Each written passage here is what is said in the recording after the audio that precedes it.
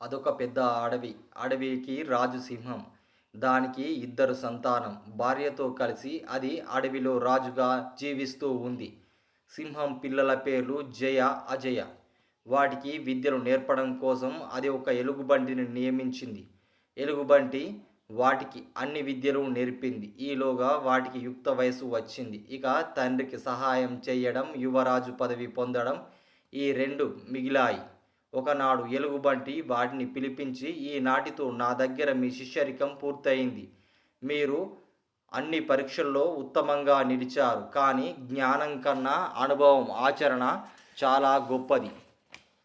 అందుకే మీరు ఇద్దరు చుట్టుపక్కల ఎక్కడికి అయినా వెళ్ళి 6 నెలలు నివసించి తిరిగి రావాలి. మీరు గ్రహించిన విషయాలను బట్టి మీ శిక్షణ పూర్తి అయిందో లేదో నిర్ణయిస్తా అంది ఎలుగుబంటి.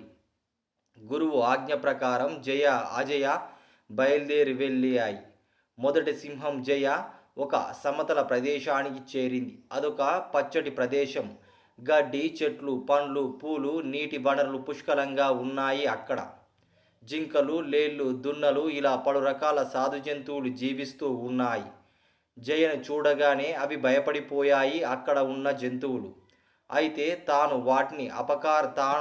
వాటికి అపకారం చెయ్యడానికి రాలేదని, తాను యువరాజునని, విద్యా శిక్షణలో భాగంగా ఇక్కడికి వచ్చానని అది మొదట చెప్పింది వాటికి. ఆ ప్రాంతం జీవాలు ఎల్లప్పుడూ అసంతృప్తితో ఉండేవి. జయతో స్నేహం చేసిన ఒక ముసలికోతి అసలు విషయం చెప్పింది. ఆ ప్రాంతంలో ఒక తోడేళ్ల గుంపు ఉంది. అవి హఠాత్తుగా వచ్చి జంతువులను చంపి తీసుకువెళ్తూ ఉండేవి. దాంతో ఇక్కడ జంతువుల్లోని అన్నీ భయపడుతూ ఉండసాగాయి. విషయం తెలుసుకున్న జయ వాటికి ధైర్యం చెప్పి అందరూ వాటిని ఎదిరించాలని సూచించింది. వాటితో యుద్ధం చేయడానికి ఎలాగో చెప్పి మెలకువలు నేర్పించింది. నాటి నుంచి జింకలు, దున్నలు వంటి జంతువులు సైతం యుద్ధానికి సై అంటున్నాయి. ఒకరోజు హఠాత్తుగా దాడి చేయడానికి తోడేళ్ల గుంపు అక్కడికి వచ్చింది. సాధు జంతువులే ప్రతిదాడి చేసేది ఏమీ లేదు అని అనుకుంది. కానీ సాధు జంతువులన్నీ తోడేళ్లపై తిరుగుబాటు చేసి వాటిని తరిమి కొట్టాయి. తొలిసారిగా ప్రాణనష్టం జరగకుండా జంతువులన్నీ తమను తాము రక్షించుకున్నాయి. ఇక రెండో సింహం అజయ మరొక ప్రాంతానికి వెళ్ళి, అది క్రూరమృగాలు ఉండే ప్రాంతము. పులులు, తోడేలు, నక్కలు, హైనాలు, చిరుతలు, ఎలుగుబంట్లు ఇలా అన్ని రకాల జంతువులు నివసిస్తూ ఉన్నాయి ఆ కొండ ప్రాంతంలో. అవి మొదట అజయ్ను చూడగానే కొంత కంగారు పడ్డాయి. తమ ప్రాంతంలోనికి ఒక యుక్త వయసులో ఉన్న సింహం వచ్చిందంటే వాడికి కంగారే కదా.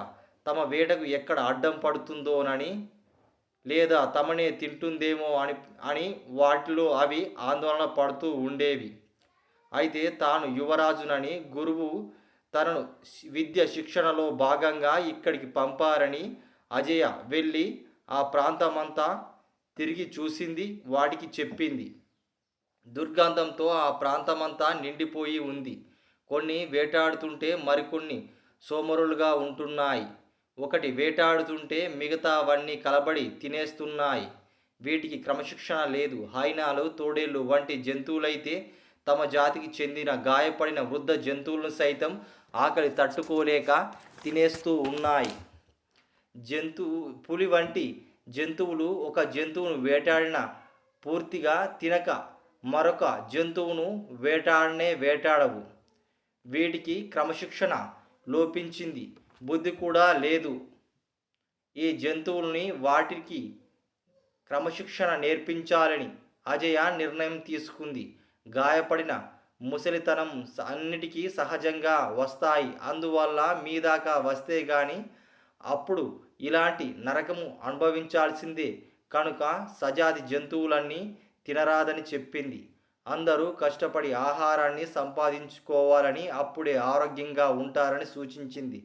వేటను పూర్తిగా తినకుండా మరొక జంతువును వేటాడితే సాధు జంతువుల మధ్య సఖ్యత తగ్గిపోయి సమతుల్యత లోపిస్తుందని వివరించింది. అన్ని జంతువులు ఈ బోధనలు నచ్చాయి. అన్ని జంతువులకు అవి అజయ చెప్పినట్లుగా చేశాయి. నిర్ణీత కాలం ముగిశాక జయ, అజయలు గురువు వద్దకు వచ్చి తమ అనుభవాలను చెప్పాయి.